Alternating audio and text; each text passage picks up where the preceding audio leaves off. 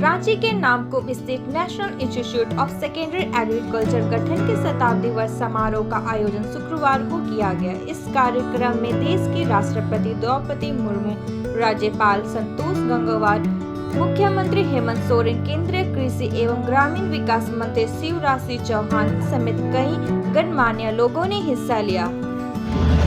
National institute of secondary agriculture के शताब्दी वर्ष समारोह में राष्ट्रपति द्रौपदी मुर्मू मुख्य अतिथि के रूप में शामिल हुई। मौके पर उन्होंने कहा कि झारखंड से मेरा पुराना लगाव है। झारखंड हमारे लिए तीर्थ स्थान से कम नहीं है, क्योंकि भगवान बिरसा मुंडा यहीं के हैं। मौके पर क्या कुछ उन्होंने कहा, आइए आपको सुनाते हैं। लोगों के कौशल विकास के लिए प्रशिक्षण कार्यक्रमों का आयोजन किया जाता है। किसानों और उद्यमियों के विशिष्ट समस्याओं के समाधान के लिए व्यक्तिगत रूप से मार्गदर्शन प्रदान किया जाता है। मैं कभी जो एसएचजी ग्रुप बहनों के साथ भी इंटरेक्ट करती थी। बहुत सारे एसएचजी बहन धान खेती, लाख खेती के साथ साथ सब्जियां भी खेती करते हैं। इसीलिए मैं यहाँ के अधिकारियों से मैं दरखास्त करना चाहती हूँ, आग्रह करना चाहती हूँ कि जो बहनें सब्जी उत्पादन करते हैं और रांची हो या कोई ऐसे आसपास के शहरों में लाते हैं, कभी कभी सब्जी खराब हो जाती है, उनको भी इस चीज़ को सिखाया जाए ताकि वो, क्योंकि यहाँ कोई स्टोरेज की व्यवस्था है कि नहीं मुझे पता नहीं, लेकिन वो बहुत दिन तो अपनी सब्जियों को ताज़ा रख सकते हैं और अपना अच्छे मूल्य उनको मिल सकता है।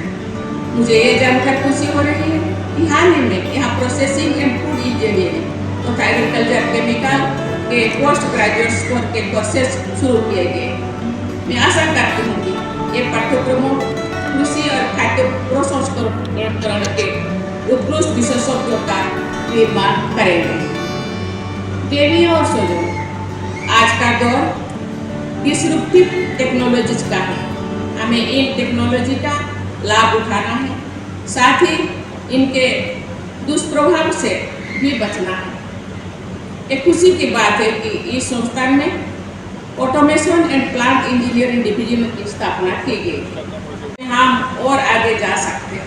उदाहरण के लिए फार्मास्यूटिकल्स और कॉस्मेटिक्स इंडस्ट्रीज में उच्च स्तर के लाभ की मांग है।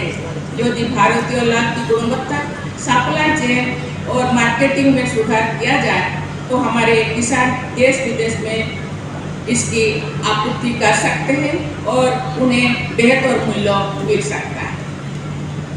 देवियों और स्वजनों, आज हमारे किसान भाई बहन बड़ी संख्या में यहाँ पर उपस्थित हैं। उन्हें किसान इस कार्यक्रम के साथ ऑनलाइन भी जुड़े हैं। हम सब जानते हैं कि हमारे देश में बहुत बड़ी जनसंख्या में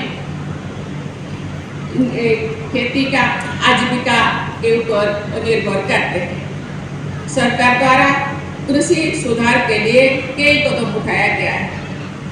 गांव में कृषि आधारित उद्योगों का विस्तार किया जा रहा है। किसान उत्पादन संघ, एफपीओ और टेक्स जैसे सहकारी संगठनों का प्रसार किया जा रहा है। सरकार ने सहकारिता क्षेत्र में दुनिया की सबसे बड़ी भंडारण योजना पर काम शुरू कर दिया है। अंतर्राष्ट्रीय बाजार में मांग को ध्यान में रखते हुए सरकार प्राकृतिक खेती और इससे जुड़े उत्पादों की सप्लाई चेन को सशक्त कर रही है। पीएम किसान सम्मान निधि के तहत किसानों को अपने छोटे खर्च पूरी करने के लिए वित्तीय सहायता प्रदान की जा रही है। पीएम किसान समुदाय केंद्रों के माध्यम से किसानों की विभिन्न जरूरतों को एक ही जगह पूरा किया जा रहा है। नामकरण किया गया है पलाश, लाख और महुआ, तीन चीजें इस जिला में मिलता है, इसीलिए इसका नाम पलामू रखा गया है। मैं उन दिनों से मैं बहुत खुश होगी, लेकिन इसी नाम पे ही अपने जिला को रहते हैं, उसको याद रखते हैं और उसी दिशा में और काम करते हैं। देवी और सजन हमारे देश के कई राज्यों में लाख फार्मिंग की जाती है। भारत के कुल उत्पादन का 55% से अधिक लाख उत्पादन झारखंड में होता है। भारत में लाख का उत्पादन मुख्य रूप से जनजातीय समाज द्वारा किया जाता है। ये जनजातीय समाज की आय का एक महत्वपूर्ण साधन है। मुझे ये जानकर खुशी हुई है कि इस संस्थान ने लाख, नेचुरल रेसिन एवं गांव के अनुसंधान एवं विकास के साथ साथ इस उत्पादन के व्यवहारिक विकास के लिए भी कदम उठाया जा रहा है। Small scale lakh processing unit एवं इंटीग्रेटेड लाख प्रोसेसिंग यूनिट का विकास, लाख आधारित प्राकृतिक पेंट, फर्निश और कॉस्मेटिक्स उत्पादन का विकास, फलों, सब्जियों और मसाला के शेल्फ लाइफ बढ़ाने के लिए लाख आधारित कोटिंग का विकास, ये सभी प्रयास व्यवहारिक विकास के अच्छे उदाहरण हैं। ये सभी कदम जनजातीय भाइयों और बहनों के जीवन स्तर को सुधारने और उनके समावेशी विकास के लिए जरूर मदद करेंगे।